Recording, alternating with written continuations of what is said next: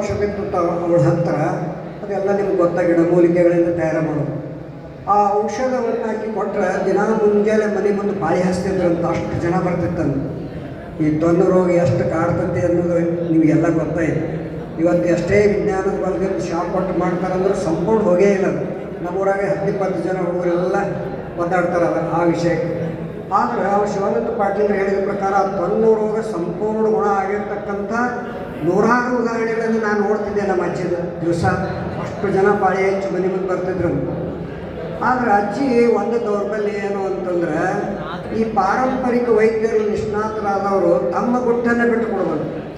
ಇದು ಒಂದು ಹಿಂದಿನ ಕಾಲದ ಭಾಳ ದೊಡ್ಡ ದೌರ್ಬಲ್ಯ. ಶಿವಾನಂದ ಪಾಟೀಲ್ ಹೇಳಿದ್ರು, ಅಜ್ಜಿಗೆ ಹೇಳ್ತಿದ್ರಂತ, ನೋಡ ನೀವು ವಯಸ್ಸಾಗೈತೆ 9 ವರ್ಷ, ಅದನ್ನು ಯಾರಿಗಾರ ಕಲಿಸು ಅಂತ ಹೇಳ್ತಿದ್ರು. ಓಕೆ, ಅಜ್ಜಿ ಆಗಿನ ಕಾಲದೊಳಗೆ ಒಂಥರ ಮೈಂಡ ಹಿಂದಿನ ಹಿತ್ತಲ ಬಾಗಿಲ ಹಾಕ್ಕೊಂಡು ತಾನ ಒಬ್ಬಕ್ಕಿನ ಬಿಟ್ಟು ತಯಾರು ಮಾಡ್ತಿದ್ದಳು. ಕೊನೆಗೂ ಯಾರಿಗೂ ಹೇಳಲಿಲ್ಲ.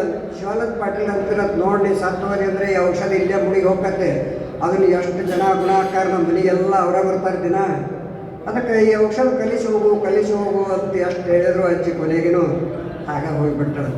ಅಂಥ ಒಂದು ಅದ್ಭುತ ಔಷಧ ಕಣ್ಮರೆಯಾಗಿ ಹೋಗ್ಬಿಟ್ಟು ಅದರ ದುಷ್ಪರಿಣಾಮ ಎಷ್ಟೈತೆ ಅನ್ನೋದು ಎಲ್ಲರಿಗೂ ಗೊತ್ತೈತೆ. ಆದರೆ ಇಲ್ಲಿರೋರೆಲ್ಲ ನೀವೆಲ್ಲರ ಗಿಡಮೂಲಿಕೆಗಳಿಂದ ಪಾರಂಪರಿಕ ವೈದ್ಯ ವೃತ್ತಿಯಿಂದ ನೂರಾರು ರೋಗಿಗಳನ್ನು ಒಂದೊಂದು ಸಣ್ಣ ಪುಟ್ಟ ಔಷಧ, ಸುಮ್ಮನೆ ಉದಾಹರಣೆ ಹೇಳ್ಬೇಕಾದ್ರೆ ನಮ್ಮ ಮಠಕ್ಕೆ ಬರ್ತಿರ್ತಾರೆ. ಭಾಳ ಜನ ಸಣ್ಣ ಕೂಸ್ಕೊಂಡು ತೊಗೊಂಡ್ಬರ್ತಾರೆ. ಸಣ್ಣ ಕೂಸುಗಳಿಗೆ ಕಫ ಆಗಿ ಈ ಚಳಿಗಾಲದೊಳಗೆ ಭಾಳ ಕಫ ತುಂಬಿ ಎದೆ ಶ್ವಾಸ ಆಡಂಗಿಲ್ಲ, ಹೊಟ್ಟೆ ಬಡ್ಕೋತಿರ್ತದೆ.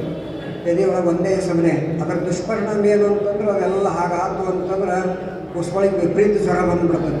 ವಿಪರೀತ ಜ್ವರ ಬಂದು ಉಸಿರಾಡಿಸೋ ತೊಂದರೆ ಆಗಿ ಅವು ಏನು ಬದುಕುವುದನ್ನು ದುಸ್ತರನ್ನು ಸ್ಥಿತಿಗೆ ಬರ್ತಾವೆ ಕೂಸುಗಳು. ಭಾಳ ಆಯ್ತು ಅಂತಂದ್ರೆ ಹಾಲಿನ ವ್ಯತ್ಯಾಸನೂ ಆಗ್ಬೋದು, ಹಾಲು ಹಾಕೋದ್ರಿಂದ ಆಗ್ಬೋದು, ತಾಯಿ ಹಾಲಿನೊಳಗೂ ಅಥವಾ ಪತ್ತೆ ಮಾಡೋ ದೋಷವೂ ಇರ್ಬೋದು. ಇವೆಲ್ಲ 108 ಕಾರಣದಿಂದ ಹಂಗೆ ಆಗಿರ್ತದೆ.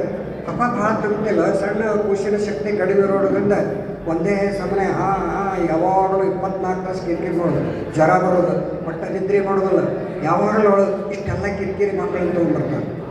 ಅದನ್ನು ನಾವು ಆಯುರ್ವೇದ ಅಲೋಪತಿ ಡಾಕ್ಟ್ರ ಕಡೆ ಕಳಿಸಿದ್ರೆ ಅವ್ರು ಎಕ್ಸ್ಪೆರಿಮೆಂಟ್ ಮಾಡ್ಕೊಂಡು 8 ದಿವಸಗಟ್ಟಲೆ ಲಕ್ಷಗಟ್ಟಲೆ ಏನು ಕೆಟ್ಟ ದೃಷ್ಟಿಯಿಂದ ಹೇಳೋಂಗಿಲ್ಲ, ಹಾಗೆಲ್ಲ ಮಾಡ್ತಾರೆ. ಮಾಡಿ ಮತ್ತು ಏನೇನೋ ಔಷಧಗಳೆಲ್ಲ ಕೊಟ್ಟು ಕಳಿಸ್ತಾರೆ. ಒಂದು ಸ್ವಲ್ಪ ಅಲ್ಲಿ ದವಾಖಾನೆಯೊಳಗೆ ಇರುತ್ತಾನೆ ಅಷ್ಟು ಆರಾಮಕತ್ತಿ ಬಂದ ಕೂಡಲೇ ಮತ್ತೊಂದು 4 ದಿವಸ ಮತ್ತು ಹಾಗೆ ಇದಕ್ಕೊಂದು ಸಣ್ಣ ಬರೀ ಒಂದು ಜೇನುತುಪ್ಪ ಔಷಧ ಮಾಡಿ ಹಾಕ್ತೀವಿ ನಾವು. ಎಷ್ಟು ಸಣ್ಣದು ಅಂತಂದ್ರೆ ಆ ಜೇನುತುಪ್ಪದೊಳಗೆ ಆ ಖುಷಿಗೆ 2 ಚಮಚೆ ಪ್ಯೂರ್ ಜೇನುತುಪ್ಪ ಬೇಕಷ್ಟೇ. ಅದು ಈ ಅಂಗಡಿ ಒಳಗಿಂದು ಮಿಶ್ರ ಆದದ್ದು ಅಥವಾ ದೊಡ್ಡ ಜೇನು ನಡೆಯಂಗಿಲ್ಲ. ಒಳ್ಳೆಯ ಚಿಟ್ಟು ಜೇನುತುಪ್ಪ ಆ ಖುಷಿಗೆ ಸರಿಯಾಗಿ ಕ್ರಮಬದ್ಧವಾಗಿ 3 ಸಲ ಹಾಕಿದ್ರೆ ಡಾಕ್ಟ್ರ್ ಹತ್ರ ಹೋಗಿ ಲಕ್ಷಗಟ್ಟಲೆ ಹಣ ಖರ್ಚು ಮಾಡೋದು ತಕ್ಷಣ ಕಡಿಮೆ ಆಗಿ ಹೋಗ್ಬೇಕು. ಅಂತ ಈ ವೃತ್ತಿಯನ್ನು ನಾವು ಔಷಧ ಮಾಡೋದೊಳಗೆ ಭಾಳ ಸಲ ಮಾಡಿ ಯಶಸ್ವಿಯಾಗಿರು. ಅಂದರೆ ಇದೊಂದು ಸಣ್ಣ ಉದಾಹರಣೆ. ಅದೇ 108 ಎಲ್ಲ ವ್ಯಾಧಿಗಳಿಗೂ ಸಮಗ್ರವಾಗಿರ್ತಕ್ಕಂಥ ಔಷಧಗಳು ದೊರಕೋದೇ ಈ ಪಾರಂಪರಿಕ ವೈದ್ಯ ವೃತ್ತದಲ್ಲಿ.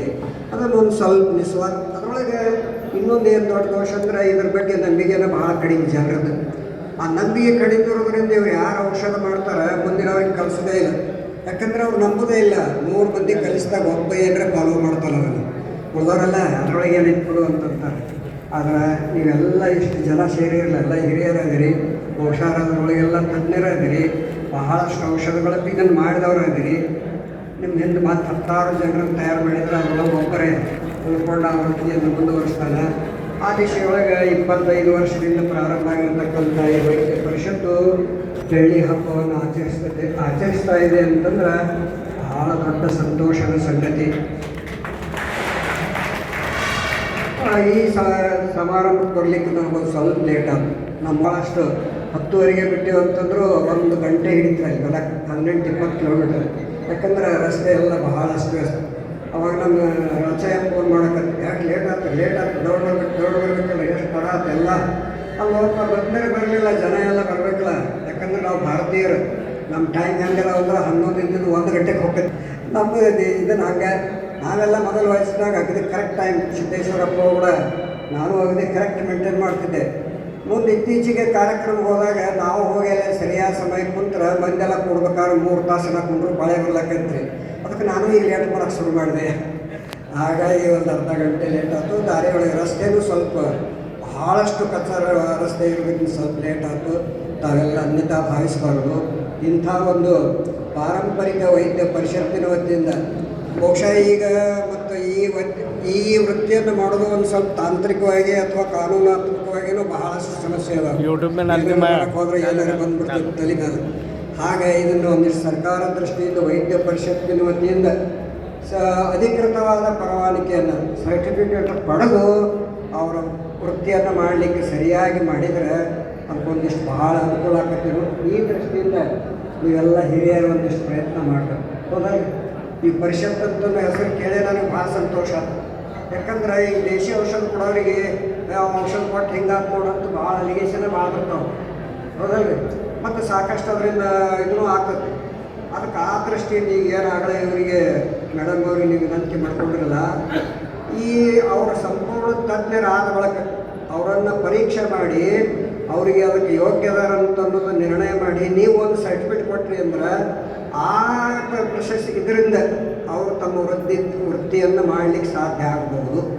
ಈ ದೃಷ್ಟಿಯಿಂದಲೂ ನೀವೆಲ್ಲ ಕಾನೂನಾತ್ಮಕವಾಗಿ, ಯಾಕಂದ್ರೆ ಈ ಭಾಳ ಕಡೆ ಎಲ್ಲ ಹಿಂಗೆ 108 ಸಮಸ್ಯೆಗಳು ಮತ್ತು ಒಂದು ನಮ್ಮನೆ ಡೋಗಿಯ ತಯಾರನ್ನು ಆಗ್ತಾರೆ. ಅವರು ಸಾಕಷ್ಟು ಅನಾಹುತನೂ ಮಹಾರಾಷ್ಟ್ರದ ಒಂದು 2-3 ಪ್ರಕರಣ ಒಂದೇ ಆಗಿದ್ದು.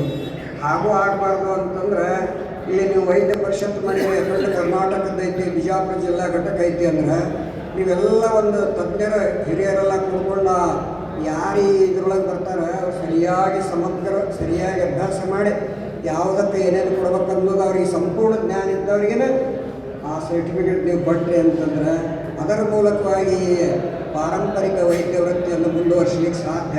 ಕಾನೂನಿನ ರಕ್ಷಣೆ ಅವ್ರಿಗೆ ಆಗ್ತಾ ಇದೆ. ಆ ದಿಶೆಯೊಳಗೆ ಈಗಾಗಲೇ ಹಿರಿಯರು ಹೇಳಿದ್ರು ಅದ್ರ ಬಗ್ಗೆ ನಾವು ಪ್ರಯತ್ನ ಮಾಡಕತ್ತೀವಿ ಅಂತ. ಹಾಗೆ ಇನ್ನೊಂದಿಷ್ಟು ಅದು ಒಂದು ಸಲಕ್ಕೆ 2 ಸಲಕ್ಕೆ ಆಗೋ ಕೆಲಸ ಸರ್ಕಾರಿ ಮಟ್ಟದೊಳಗೆ ನಿರಂತರವಾಗಿ ಆ ದಿಶೆಯೊಳಗೆ ಪ್ರಯತ್ನ ಮಾಡಿರಿ. ಪಾರಂಪರಿಕ ವೈದ್ಯ ವೃತ್ತಿಯವರ ಅದೇ ಅಂತ ತಿಳ್ಕೊಂಡಿವಿ. ನೀವೆಲ್ಲ ಇಷ್ಟು ಆಸಕ್ತಿಯಿಂದ ನಮ್ಮ ಚೌಕಿ ಮಠ ಇದು ಹೇಳಿದ ಅವರೆಲ್ಲ 9:30ಗೆ ಬಂದು ಕೂತಾರೆ. ನನಗನ್ನಿಸ್ತು ಭಾಳ ಕರೆಕ್ಟ್ ಐತೆ. ಯಾಕಂದ್ರೆ ಈ ಪಾರಂಪರಿಕ ವೈದ್ಯ ವೃತ್ತಿಯೊಳಗೆ ಏನೈತಿ ಅಂತಂದ್ರೆ ನಿಯತ್ತನ ದೊಡ್ಡದೈತಿ, ಅಚ್ಚುಕಟ್ಟುತನನೇ ದೊಡ್ಡದೈತಿ, ಸರಿಯಾಗಿ ಉಳಿದ ವೈದ್ಯ ವೃತ್ತಿಯೊಳಗೆ ಹೆಂಗಾರೆ ಆದ್ರೆ ನಡೀತೈತಿ. ನಾವು ಯಾರಿಗೆ ಪೇಷಂಟ್ ರೋಗಿಗಳಿಗೆ ಔಷಧ ಕೊಡಬೇಕಾದ್ರೆ ಸರಿಯಾದ ಪತ್ತೆ, ಸರಿಯಾಗಿ ನಿಯಮಿತವಾದ ಪಾಲನೆ ಅಚ್ಚುಕಟ್ಟಾಗಿ ಮಾಡಿದ್ರೆ ಅವ್ನಿಗೆ ಗುಣ ಆಕೈತಿ. ಅದನ್ನು ಹೇಳೋದ್ರೆ ನಿಮ್ಮ ಕರ್ತವ್ಯ ಅಲ್ಲ. ಮತ್ತು ಅದನ್ನು ಹೇಳಬೇಕಾದ್ರೆ ನೀವು ನಿಯಮಿತವಾಗಿ ಇರಬೇಕಲ್ಲ. ಅದಕ್ಕೆ ಇವರೆಲ್ಲ ಇಷ್ಟು ದೊಡ್ಡ ಬಂದಾರಂತಂದ್ರೆ ಇವರು ಪಕ್ಕ ವೈದ್ಯರದಾರಂತ ನಾನೇ ನಿರ್ಣಯ ಮಾಡಿದೆ. ಹಾಗೆ ನೀವು ರೋಗಿಗಳನ್ನು ಗುಣಪಡಿಸೋಕೆ ಈ ನಿಯತ್ತನ್ನು, ಈ ಸಮಯ ಪಾಲನೆಯನ್ನು, ಅಚ್ಚುಕಟ್ಟುತನವನ್ನು ರೋಗಿಗಳಿಗೆ ತಿಳಿಸಿಕೊಟ್ರಿ ಅಂತಂದ್ರೆ ಅದರಿಂದ ಸಮಾಜಕ್ಕೆ ದೊಡ್ಡ ಉಪಕಾರ. ಆ ದಿಶೆಯೊಳಗೆ ನೀವು ಪಾರಂಪರಿಕ ವೈದ್ಯರೆಲ್ಲ ನಿರಂತರವಾಗಿ ಸಮಾಜ ಸೇವೆಯನ್ನು ಮಾಡಬೇಕು. ಹಾಗಂತ ಪವಾಡ ಬಸವೇಶ್ವರ ಸರ್ವರಿಗೂ ಸನ್ಮಂಗಲವನ್ನುಂಟು ಮಾಡಲಿ ಅಂತ ಹಾರೈಸಿ 2 ಮಾತುಗಳನ್ನು ಮುಗಿಸ್ತೀನಿ.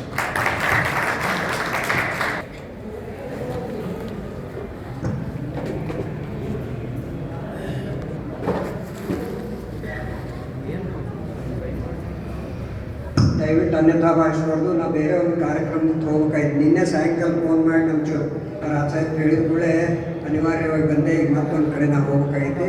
ದಯವಿಟ್ಟು ಕಾರ್ಯಕ್ರಮ ಯಥಾವತ್ತಾಗಿ ನಡೀತೈತಿ. ನಾವ್ಯಾರು ಅನ್ಯತಾ ಭಾವಿಸಬಾರ್ದು. ಮುಂದಿನ ಸಭೆ ನಡೀತಾ ಇದೆ.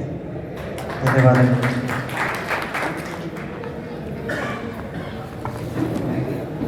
ಏನಿತ್ತು ಗೌರವ ಸಮರ್ಪಿಸಬೇಕು.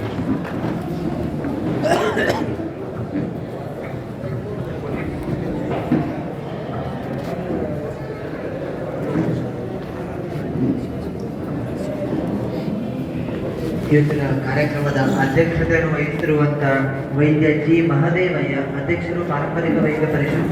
ಇವರು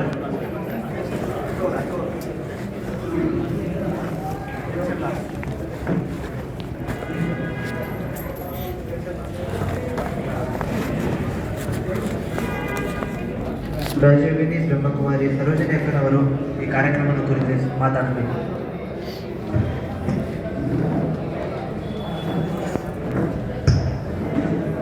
ಓಂ ಶಾಂತಿ. ಪರಮ ಪೂಜ್ಯ, ಪರಮ ಶಿಕ್ಷಕ, ಪರಮ ರಕ್ಷಕನಾಗಿರುವಂತಹ ಪರಮಪಿತ ಪರಮಾತ್ಮನಿಗೆ ವಂದನೆಗಳನ್ನು ಹೇಳ್ತಾ ವೇದಿಕೆಯನ್ನು ಅಲಂಕರಿಸ